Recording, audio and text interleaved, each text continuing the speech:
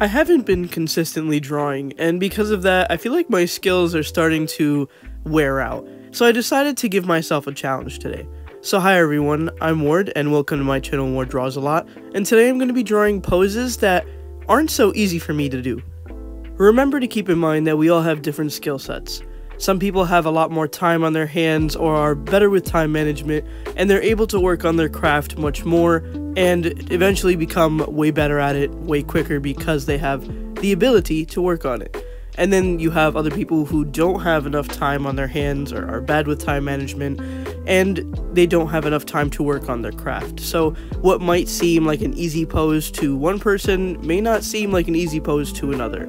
Everybody has their own time in which they become better at the thing that they want to do. And honestly, this can apply to any hobby or anything in general that you want to get better at. Not only is it for drawing, but for cooking, for some kind of crafting, or even like working on building stuff. Like all these things require time, patience, and having the time and patience to do both as well. I am somebody who never has time for anything. Sometimes it's easier to manage depending on the week, or sometimes it's impossible to manage, again, depending on the week. My schedule is very hectic. There's never a planned out day in my life. So as a result, I gotta take what I can get and then sit down and then use that time that I do have to practice as best as I can with whatever I'm doing. So for this sketchbook spread, of course, I decided to do 3 different poses so I could try and like work my art muscle again, especially because, like I said before, I haven't been drawing nearly as much as I want to, and it sucks because that's what I love doing, but I gotta make do with what I gotta make do. The 3 poses that I went with are poses that I struggle with more often than not, especially because number 1, I don't really stray too far out my comfort zone, which is bad, right? It's nice to have your comfort zone, but if I ever want to get better, I gotta leave the comfort zone. So that's number 1. Number 2, these poses intimidate me because my skill set isn't as great as I want it to be. I've come a very long way from where I've started, especially like, let's say at the beginning of this channel, I've come a very long way, but I want to get even more better, and me being afraid of these poses won't do me any good. So I have to kind of stop being a big poopy diaper baby and just actually do what I have to do. With this first pose is definitely something that I struggle a lot with, and that is drawing characters like kind of hunched over. For some reason, grasping that concept is difficult, especially because I draw very large characters sometimes, so they're very big and muscular build or something, so it kind of looks like big and bulky and as they're being squished, so I have to remember that I have to kind of slim them down a little bit when I am, you know, drawing them in that position, just so they don't look like this massive lump just kind of chilling on the table, you know what I'm saying? For the second pose, I know 100% that I struggle with side profiles and side profiles of the body too, not just the face. So I immediately was like, okay, I have to try and work on it somehow. So what I did is I started drawing the side profile, and immediately it looked ugly, just like the ugliest thing ever. So I went back to the drawing board and I looked up references and went on TikTok and typed in how to draw a side profile from there. Don't ever feel like you have to not look up a reference. Drop the pride immediately, or else you'll never get better. And I know, because I was there, so that's what I have to do. And that's, even now I'm stubborn. I'm like, nah, I got this. I don't need none of that. And then I start drawing, I'm like, nah, I need that. I need that immediately. So I went, like I said, on TikTok, and I looked up how to draw a side profile, and I watched many different people kind of like give their opinion and how they do it and stuff, and from there I was like, okay, I could try and put together something from what I've seen and collected from information. So I think the side profile didn't come out too bad. Usually whenever I draw a side profile, I kind of like wimp out and then stop at like the shoulder and the neck because I'm like, I don't know how to draw the rest. But today I was like, okay, let's draw like a position where he's kind of having his arms back, and he's holding his arms back. It's kind of like a little pose.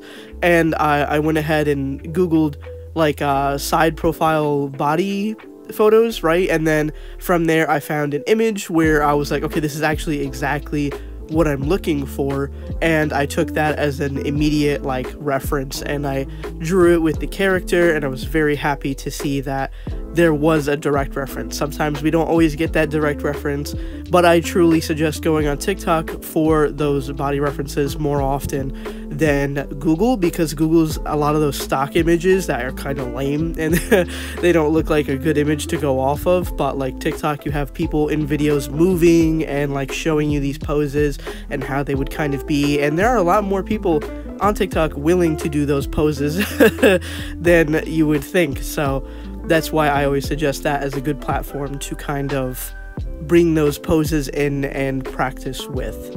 The third pose I actually struggled a lot with, and I'm even going to like show you what originally went down. So first off, let's go with the pose that I wanted to do in the first place, which was a kind of like sitting or squatting pose, and specifically front facing.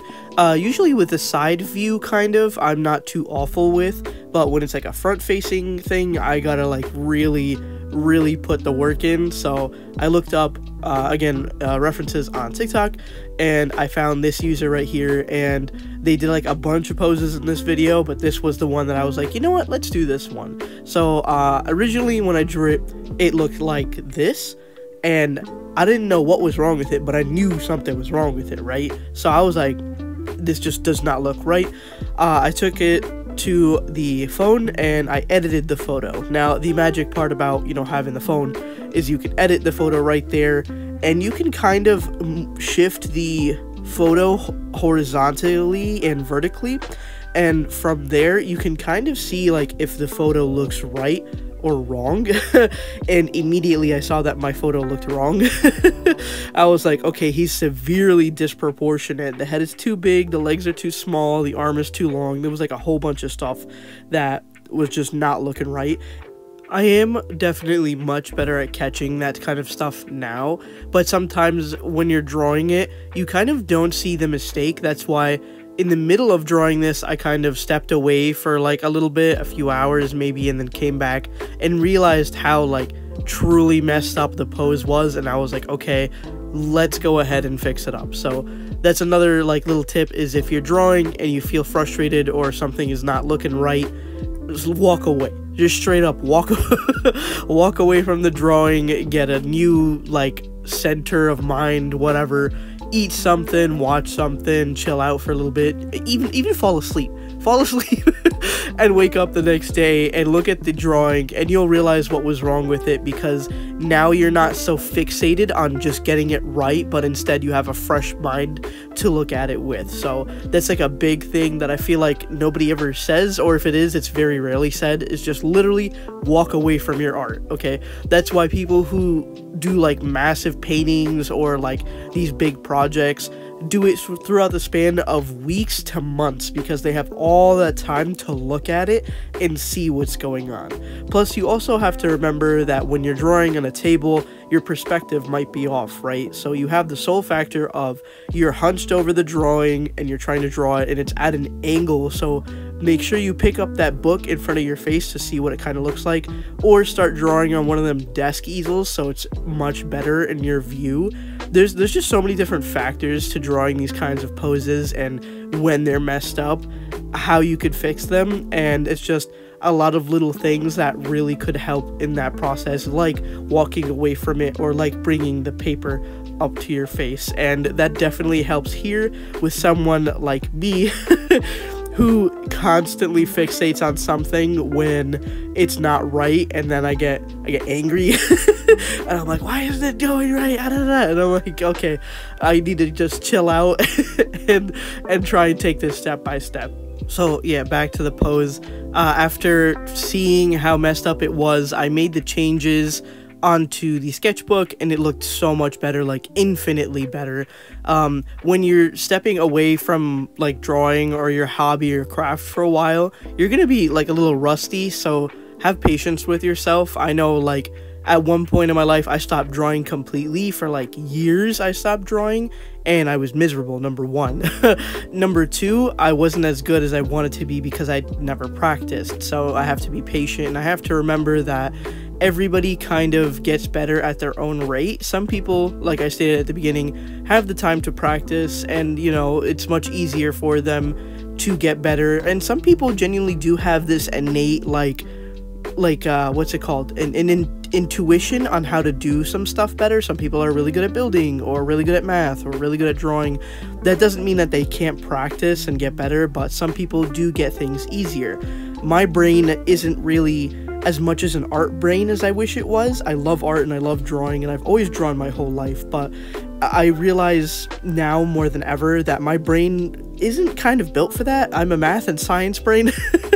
So drawing is very difficult for me, and it takes much longer for me to learn, but I sit there and I do it because I love it more than anything. And although I do like the math and sciences too, it doesn't give me as much joy as doing art. So that's something that I've definitely had to get used to and learn over time, is that my brain is built different than I want it to be, but at the same time, I'm very willing to work hard and try and do what I love for it. So yeah, at the end of the day, you know, when you have difficult poses that are challenging, or a difficult thing that is challenging in general, take your time with it, really step back and analyze what's going on, and be patient with yourself. We all can't do everything in a day. I wish it was like that. I wish, like, if I wanted to do something like get ripped, I'm currently going to the gym for this example, and if I want to get ripped, I have to do it over the span of time. I can't go to the gym once and then come out like Joe Swole. Like, it's not gonna happen. So everything is patience, and everything is time oriented, and honestly, don't get discouraged. That is the hugest thing that really stops so many people, is just getting discouraged. And don't let that be like the end all be all. You can do it. I know you can. If I can, you can too. Things are difficult, but it's all right. And genuinely give yourself patience, and whatever you love, just do that too. Like, I don't know where this is going, honestly. I feel like I'm giving a motivational speech at this point, but but I'm very genuine with it. So I really hope whatever you do, you enjoy, and if it's a challenge, let it be a challenge so you can get better. I genuinely enjoyed drawing this, and since it's been a while since I've drawn, it really kicked up the gears in my brain to draw and love what I'm doing again, and make more time for it more than anything. So yeah, overall, thanks for watching, and remember, I love you. Bye.